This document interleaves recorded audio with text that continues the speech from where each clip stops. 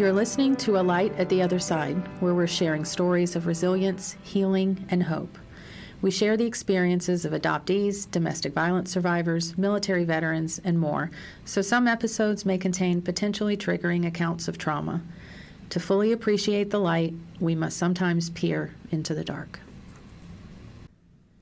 On today's episode, we're exploring the daily realities of parenting a transgender teenager in a public high school in a state where his rights and mere existence are the topic of legislation and social commentary. I am not Ruby Bridges' mother. I am Matthew's mother, and I am tired of watching him hurt. I have such an enormous respect for the individuals who have gone before us and put their entire lives on the line for advancements in civil rights. Rosa Parks, Dr. Martin Luther King Jr., Harvey Milk, Marsha P. Johnson, and Audre Lorde, all adults during the majority of their civil rights work. But Ruby Bridges was a little girl, a scared, targeted 6-year-old girl. I admire her tenacity and strength beyond words, and I admire her mother's sacrifice and vision in sending her little girl into the mouths of lions to push forward progress in our nation. I used to say I couldn't imagine what it took. But now I know. And I know I am not Ruby Bridges' mother. I am the mother of a transgender teenager. My son has been repeatedly, physically, verbally, and even sexually assaulted on school property at our local public high school in Virginia. Nothing has been done to stop the behavior and protect my child, so he can merely exercise his rights to a free public education in the United States of America. Instead, every day is a struggle, an assault on his person and his dignity, and we are just tired. We have read personal statements in front of the school board. We have met with and communicated with school administrators more times than I can count, only for him to be told that he must, quote, be understanding that kids are curious about the whole trans thing because it's so new. And yes, this was an actual quote by an upper-level administrator at his high school. My son must understand when fellow students attempt to pull down his pants or reach inside his pants to see what he has. He has to take that moment to educate them on transgenderism and the spectrum of human sexuality at 15 years old while trapped inside the stall of a public school bathroom. I am not Ruby Bridges' mother. I cannot send my child into the fire day after day and watch his mental health suffer, his confidence crumble, the effervescence of his personality begin to fade because he is continually harassed and assaulted. I am not Ruby Bridges' mother. I cannot look in the faces of strangers, their faces contorted with rage as they scream about people like my child, as they demand and usually achieve outright segregation and discrimination in schools for transgender kids, all due to their own discomfort and lack of understanding about what it means to be transgender or gay or non-binary or anything outside their white conservative Christian bubble that they personally deem scary or confusing. I cannot witness this and maintain my composure, my dignity, or my peace. I am not Ruby Bridges' mother. I am not that strong. I am not that brave. I am not willing to sacrifice my child for the cause of progress. Ruby struggled with PTSD for many years due to her experiences merely trying to attend school. Like most parents, I don't want my child to struggle with PTSD well into adulthood. I want for him to be mentally and psychologically healthy, well supported, respected, and affirmed. It concerns me that our society demands many women to be some form of Ruby Bridges' mother. When politicians make laws targeted at transgender children, they're forcing mothers of trans kids to be like Ruby Bridges' mother. It forces moms to choose between sending their kids into hostile public school environments or segregating them by resorting to homeschool, virtual school, or private school options, none of which, of course, are paid for as an alternative to the abusive public school environment. None of these rabid legislators, politicians, governors, or media influencers know my child. None of them know that he will sit with his 4-year-old sister and hold her as she cries. None of them know that he will stand up for someone else being bullied at school, even putting himself in physical danger to do so. None of them know how he writes poems, essays, and pieces with a depth and wisdom far beyond his years. None of them know that he reads beyond a 12th grade reading level and literally writes book reports for fun. None of them know that he's a great cook and will make dinner for the family when I'm too busy or not feeling well. None of them know him. None of them know the excruciating journey it's been for him to come to live his authentic life. None of them know that when he was living as a girl, he was explosively angry, deeply depressed, and suicidal. None of them know that transitioning has saved his sanity and quite literally his life. None of them know that he's not cutting off body parts, he's not taking hormones, he's transitioning at an appropriate, healthy pace with a team of medical professionals to guide us. None of them know the first thing about my trans son or my decisions as a parent with regards to raising him. They know the caricature that's been created by politicians and political forces who have far sinister plans than merely restricting the rights of transgender people. They want to restrict all of our rights. So they use people like my child to sacrifice on this political altar, poorly masked as some kind of morality. The current attack on transgender children is made all the more disturbing because given the political environment in our nation over recent years, trans kids typically already have existing mental health issues, suicidal ideations, and trauma from being rejected in social, familial, and even medical settings. Being transgender doesn't inherently give these kids mental health issues. Being targeted by adults in positions of great power, being harassed and assaulted by classmates whose parents are blindly devoted to these political figures, all the while trying to figure out their own physical experience, that is what gives transgender kids mental health issues. Existing in a world that suddenly hates them is what causes mental health issues. I'm tired of watching my baby hurt. I'm willing to withdraw with him, to sit with him as he engages with virtual schooling, and to just hold his hand as he cries some days. Because really, I am not Ruby Bridges' mother. I am Matthew's mother. And I want desperately, more than anything, for Matthew to live and to live fully, freely, and happily. If you want anything less for my son or any other transgender child in America, then you are public enemy number one in my eyes. You are no different than the white women who threw items at a 6-year-old child trying to go to school. No different than the hateful women who put a black doll in a coffin and brought it up to her local schoolhouse to demonstrate to this little girl how deeply she was hated. You are no different. The progress isn't happening soon enough for our family. Since I am not Ruby Bridges' mother, I have to make decisions as Matthew's mother. I need to ensure Matthew will make it to adulthood mentally and psychologically whole, that he can achieve his educational goals without fear of assault or harassment, and that he has every chance to live a flourishing, healthy life as an adult. Maybe it's giving up to withdraw him from public school entirely. But for some of us, giving up is becoming our only chance at health and survival. But let's be completely transparent. If you think you're safe from government intrusion in your life, your parenting, your freedoms, then you are walking on extremely thin ice, and the slippery slope may one day tilt towards your household and home and family. Maybe you'll discover that you too lack the strength to be Ruby Bridges' mom. And maybe you'll wish there were some alternative so your child could have the same uninhibited freedoms as others, to be free from assault and attack. You'll wish adults weren't targeting your children for political harassment. Maybe you'll discover that your freedoms end where others begin, and maybe you'll be lucky enough to discover that without sacrificing your children's well-being. I am not Ruby Bridges' mother, but I am Matthew's. And as Matthew's mom, I hope your child never has to experience the vitriol, hatred, assumptions, and political attacks that Ruby or Matthew has experienced. Because I am a mother who believes in love, compassion, acceptance, encouragement, and the beauty of diversity. I am a mother and a veteran who believes in personal freedoms and rights. More than anything, I believe in Matthew because he is a person worthy of basic human dignity, respect, and an education, just like Ruby Bridges was, just as each and every one of our children is. I'm Not Ruby Bridges' Mother was the first piece that I wrote for Medium in many years.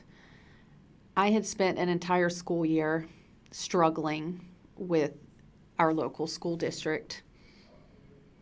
My son was repeatedly assaulted on public school property He reported the incidents as he was instructed to do per the school district policy. He went to the office, reported to administrators. His reports went nowhere. When he began coming home and telling me what was happening at school, and he was sugarcoating it.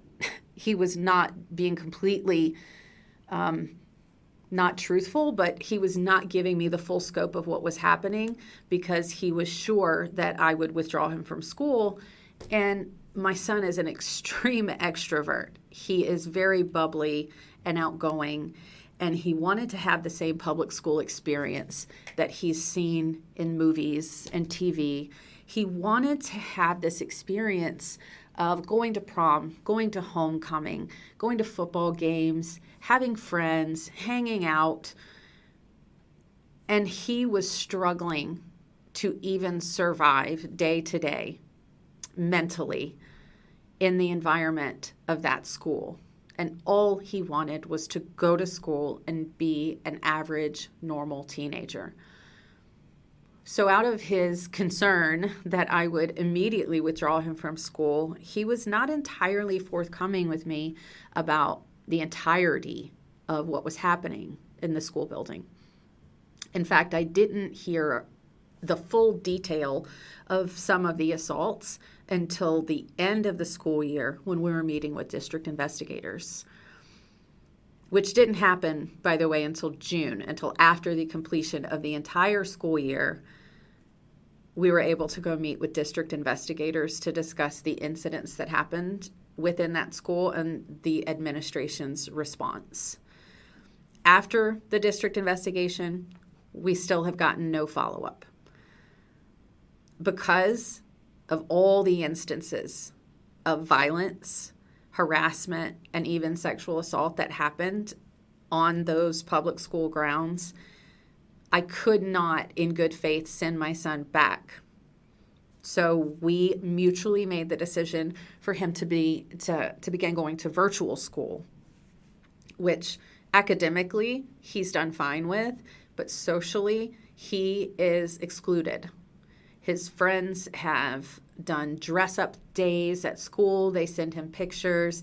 His friend group is being great about still including him as much as they can, but it's hurtful and painful for him to watch them live out their lives in a normal public school, being normal students, and for him to not be able to access that same type of experience because the adults at that school are not protecting the trans kids that attend.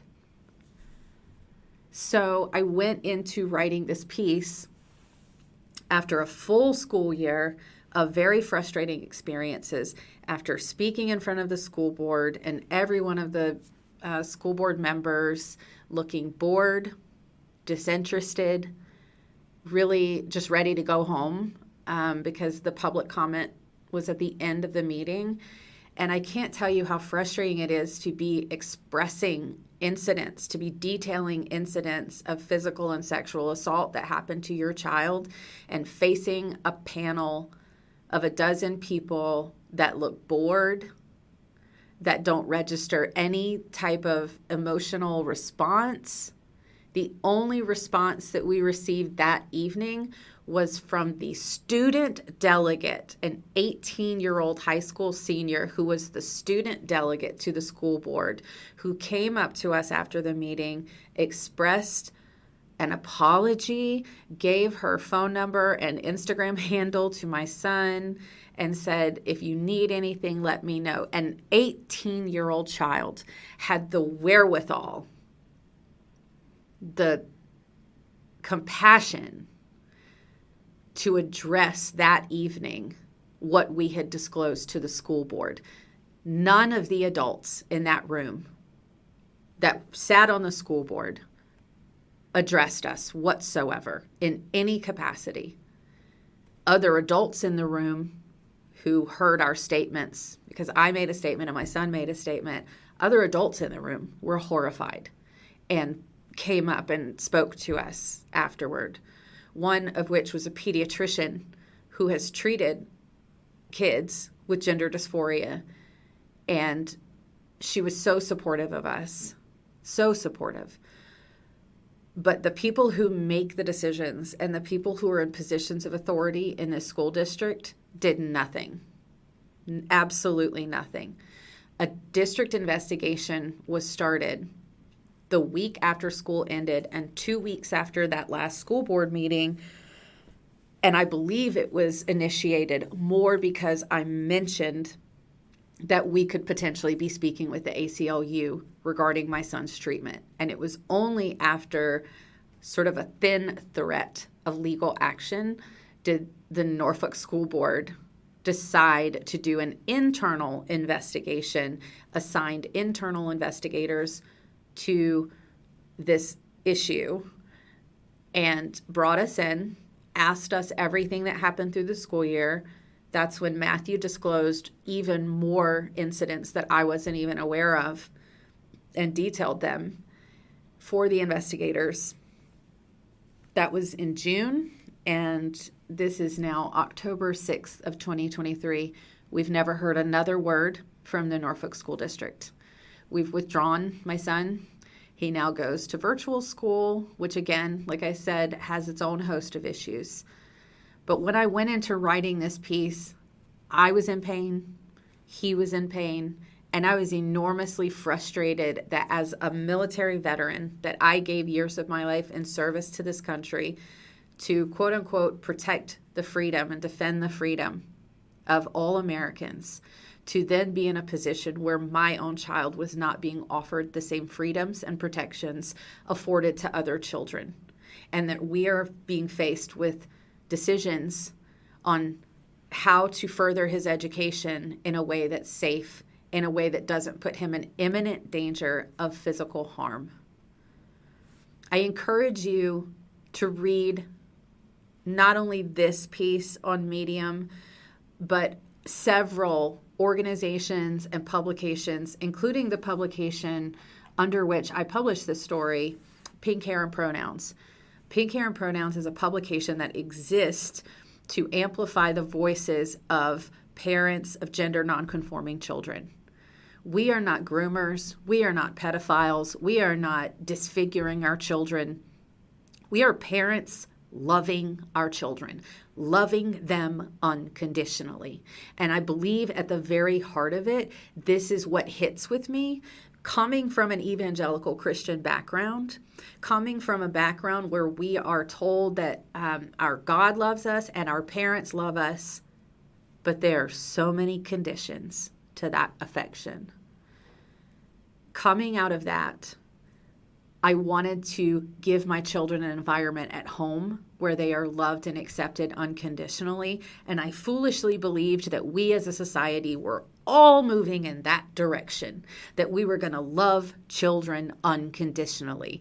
Because as adults, I cannot tell you how many people I've met who have shared stories of being traumatized by their parents as children. And the root of that was conditions on love. And they are conditions that are put in place by religion, by conservative ideology. But when you're a part of a political movement, or you listen to the words of a political movement that make you develop hatred for one of your own children, you're not doing something right.